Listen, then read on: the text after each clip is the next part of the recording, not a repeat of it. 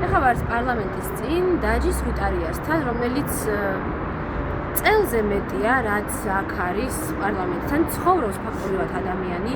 თავიდან ვიცით, ეხლა ახალ საერთოდ არ ყვები, მე მგონი უბრალოდ მინდოდა, რომ ჩემი პროფილიდანაც გაჟღერებულიყო ეს ამბავი, რომ თავიდან კარავი ქონდა, შემდეგ პოლიციამ დაიწყო მისთვის კარვების წარდგენა, ვაგერ ეხლა ამ გაზაფხულზე.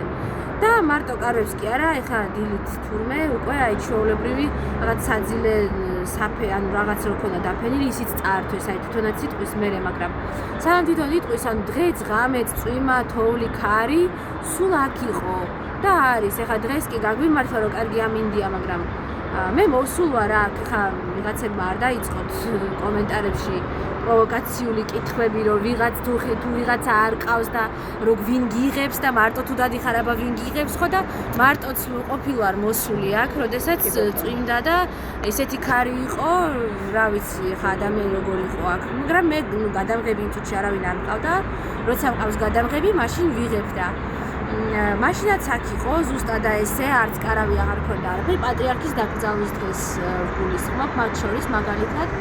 აი დაჯა, თქვენ რო გითხრათ, რას გეუბნებათ ხოლმე პოლიცია, რომ ან პოლიცია გართმევთ თუ აი ტიტუშკები თუ ვინ მოდიან? პოლიცია მოდის, რა თქმა უნდა. აი პირველად რო წაიღეს კარავი. მაშინ თითქმის 100 პოლიცია იყო, მე მგონი GDD იყო თუ რაღაც, მაგრამ რა მნიშვნელობა პოლიცია იყო მოსული და გამიყვანეს კარავიდან ძალით. წამიყვანეს სამმართველოში, მალოდინეს იქ 4-5 საათი მიახლოებით, სანამ ჩემ კარავს დაარბევდნენ, სანამ დაშლიდნენ, სანამ გამოიტანდნენ აბსოლუტურად ყველაფერს და მინი ოჯახივით მქონდა აწყობილი ყველაფერი და თქვენ ხართ ჩემს კარავში ნამყოფი და იცით ყველაფერი. იქამდე დამარყურყუტეს იმაში განყოფილებაში და მე რო გამომიშვეს, მითხრეს, რომ ყველაფერი ნორმაზეა და თქვენ კარავს ხელს არავინ არ ახმეთ და როგორ გეკადრება და მოვედით და სიცარიელე დამხდა. იმის შემდეგ ისევ ავაწყეთ რაღაც ფორმატი. შაბათს მარშის დროს აქტივისტებმა შემოიტანეს 4 კარავი და 4 კარავში ხალხი იყო, ისე დილის გამთელის ხანს მოგვადგნენ, ისინიც აიღეს და დავტოვეს ღია ცისკოს კოკისპირულ წვიმაში და ელემენტარულად აი ცელოფნის გაშლის საშუალებაც კი არ მოგწეს, ცელოფანი აალებადი ყოფილა თურმე და წყალი, რომელიც ქონდა აქ ერთი შეკრა წყალი, ყველა წაიღეს, თურმე წყალიც ყოფილა აალებადი. ყველა წაღებაზე ესე 5ჯერ დამლაშქრეს ასაცვი, აი 5ჯერ გამფურდა პოლიცია. ეხლა უკვე პირდაპირ ყაჩაღობაზე არიან წასული, იმიტომ რომ ჩემს ნივთებს ისე აფრიალებენ, საერთოდ არც მეკითხებიან არაფერს. მე ვეუბნები, რომელი კანონის საფუძველზე ხდება ეს ყველაფერი, მიჩვენ მე კონსტიტუცია მიცავს. მე მაქვს უფლება სიტყვის და თავისუფლების გამოხატვის. მე ვიცავ ჩემი ქვეყნის მომავალს, იმიტომ რომ ჩვენ ყავს არალეგიტიმური ხელისუფლება, რომელსაც მთელი მსოფლიო არ ცნობს რუსეთის გარდა და ჩვენ ვაბრუნებს ეს ხელისუფლება, მიტაცებული ვაქვს ხელისუფლებას, ის პიროვნებები, აი ბიძინას მონები ვაბრუნებს 20-იან წლებში, საუკუნეში, მე-20 საუკუნეში ჩვენ გამოვედით იმ ეპოქიდან, მოვიპოვეთ დამოუკიდებლობა და აი ამ დამოუკიდებლობის დაკარგვას ნამდვილად ვერ შევეგუებით ვერასდროს და აი ამას ვიცავ და მე მაქვს ამის უფლება.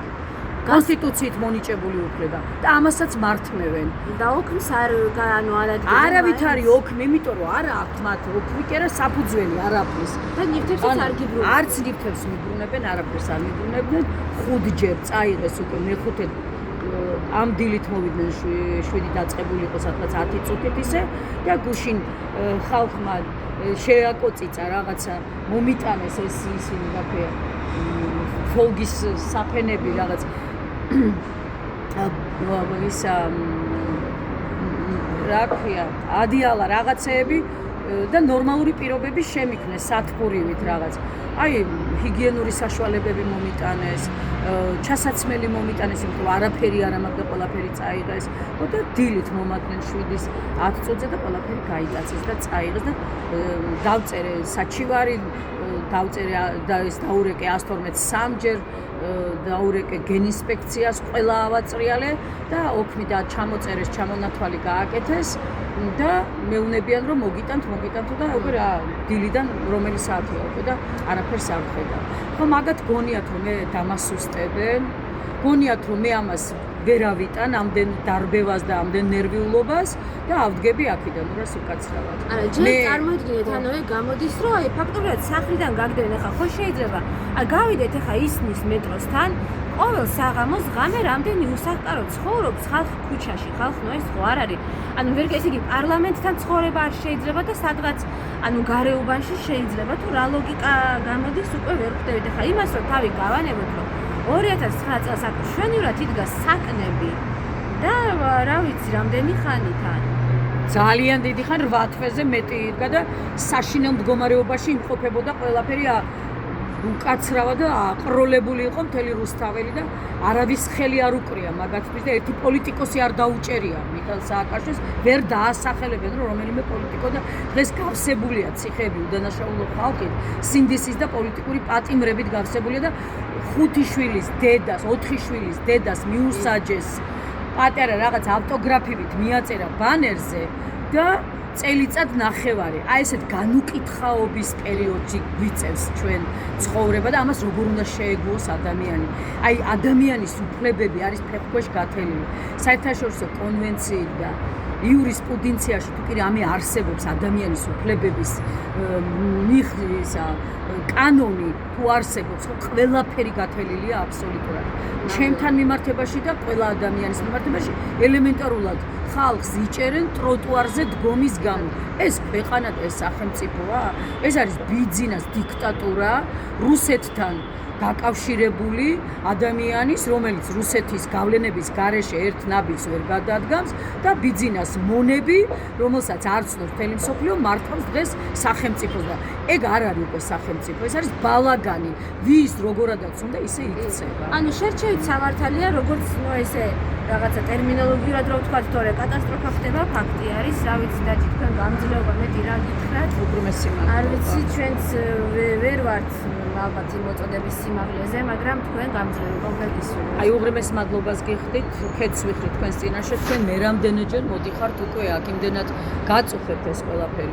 ახლა რაც შეეხება ისანთან რომ დგანან არავითარს არ ელაპარაკებიან და მე ახლა პარლამენტთან რო ვარ, ერთი ის განსხვავება რომ მე მოთხოვნები მაქვს.